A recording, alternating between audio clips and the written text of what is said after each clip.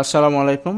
আজকে আমরা দেখব কিভাবে এক্সেলে খুব কয়েক সেকেন্ডের মধ্যে দীর্ঘ একটা যোগ করা যায়। যেখানে এখানে চারটা বক্স টেবিল আছে এবং চারটা টেবিলের যোগফল আমরা একসাথে করে ফেলবো। কিভাবে করতে পারি?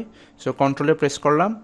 প্রথমে হচ্ছে এটাকে মার্ক করেন। হ্যাঁ, ধরেন এটাকে আমরা মার্ক করি ম্যানুয়ালি, আস্তে আস্তে দেখায় আপনাদেরকে। এটা মার্ক করলাম, তারপর কন্ট্রোলে চাপ দিয়ে ধরে রাখবেন। দেন এটা বেশি চলে গেল, ধরেন হচ্ছে আবার দেখায় আমার মার্ক বেশি চলে গেছে। সো এইটুকু, দেন হচ্ছে এইটুকু, তারপর হচ্ছে এইটুকু অ্যান্ড নিচেরটাও আমরা একসাথে করে দিই।